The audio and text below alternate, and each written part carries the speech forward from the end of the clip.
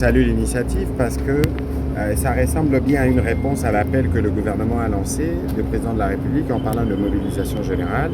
Il y a quelques semaines, nous avons lancé la campagne Congolais Téléma et l'organisation de ces assises par GED rentre dans le cadre de la mobilisation de professionnels des médias pour parler à la fois de la situation de guerre que nous connaissons, mais aussi pour parler de paix, parce que après la guerre, il y aura la paix, et parler de la contribution de journalistes. Mais bien avant qu'on arrive à la paix, nous avons eu l'occasion de faire le point de la situation avec les médias, en commençant par saluer leur implication, parce que comme nous le disons souvent, avant d'être journaliste, c'est d'abord de Congolais que cette guerre concerne les Congolais.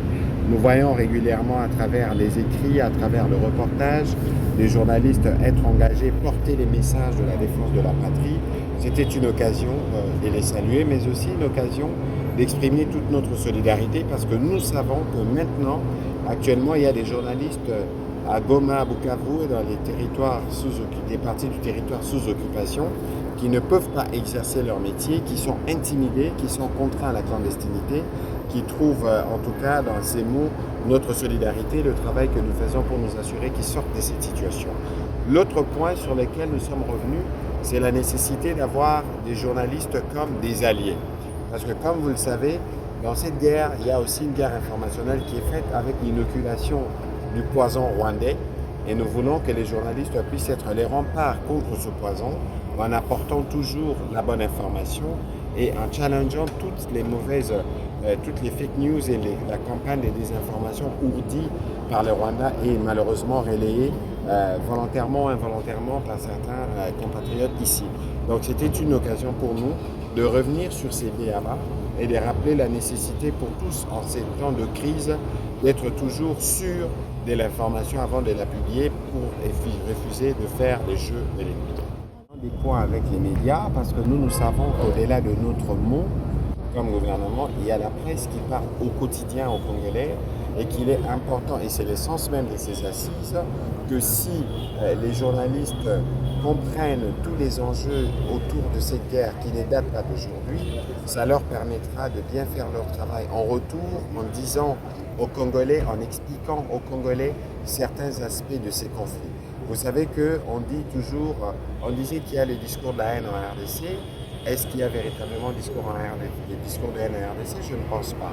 Tous les narratifs et toutes les thèses fausses du président rwandais ont été démontés dans les cas des discussions de Luanda, mais quand il fallait conclure la paix, il n'est pas arrivé. C'est dire simplement qu'ils sont, eux, dans une dynamique de guerre pour continuer les processus de pillage en RDC, et pour ça, les journalistes doivent le comprendre. L'intervention, c'est que les trois prétextes du Rwanda qui lui servent de casus belli pour entreprendre la guerre contre la RDC sont vidés de toute substance. J'ai eu à développer au cours de mon intervention les preuves que le prétexte FDLR est vidé de tout son sens depuis plus de 10 ans.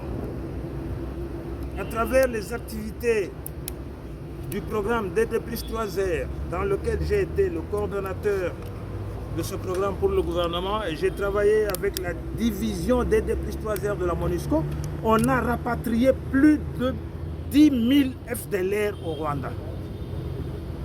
Les deux, à travers les opérations Amani 1, Amani 2, Amani 3, Kimia 1, Kimia 2, Kimia 3, et de toutes les opérations, y compris au Umoja Wetu, la République démocratique du Congo a fourni un effort incommensurable pour le démantèlement des FDLR. Je vous ai lu le nom des officiers, les responsables du mouvement qui ont été tués par les FARDC, dont Mudachumura, le commandant en chef de FDLR sur le plan militaire. Lorsque le chef est tué et que la troupe reste sans chef, c'est une troupe de moutons. Et j'ai cité non pas un seul commandant, mais plus d'une dizaine. Vous avez eu à prendre note sur les noms.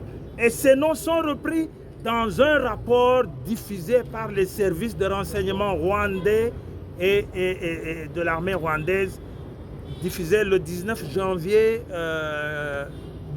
2021. Donc c'est la preuve que ce prétexte n'existe pas. Et dans ce document, je pourrais tenir quelques informations, c'est un document secret à la disposition de la presse nationale ou internationale, les affirmations selon lesquelles les effectifs résiduels de FDLR qui ne constituent plus une menace de sécurité, mais plutôt un problème d'ordre public à prendre en charge par la police, sont évalués à plus ou moins entre 700 et 1500 personnes, c'est-à-dire justement un bataillon plus. Est-ce que ces effectifs qui ne disposent plus des chefs stratégiques et militaires et politiques peuvent constituer une menace pour le Rwanda pour que cela devienne un casus belli? Je dis non. Le deuxième prétexte, je vous ai démontré à travers ce que j'ai dit que le prétexte de la haine tribale, c'est aussi un prétexte fallacieux. Ce n'est pas le prétexte de la haine tribale. C'est le Rwanda qui viole l'accord-cadre d'Addis Abeba en voulant intervenir dans les affaires intérieures de la RDC. Il fabrique des milices en prenant les populations tutsis qui sont sur le territoire pour les opposer aux populations autochtones congolaises. Et lorsque il y a des discordes et cette population autochtone cherche à s'auto-défendre contre les agressions des milices Tutsis fabriquées par le Rwanda dit qu'on cherche à exterminer les Tutsis à l'intérieur du territoire congolais. Mais si ces Tutsis sont des Congolais, l'accord cadre d'Addis Abeba, dans son premier engagement ou dans son deuxième engagement, interdit aux États signataires de s'ingérer dans les affaires intérieures des autres États. De quel droit le Rwanda vient protéger les Tutsis congolais qui sont des Congolais? S'il y a des disputes entre les populations congolaises, ça doit être réglé par le gouvernement congolais et non pas par le Rwanda. Oui, colonel, merci. Par rapport à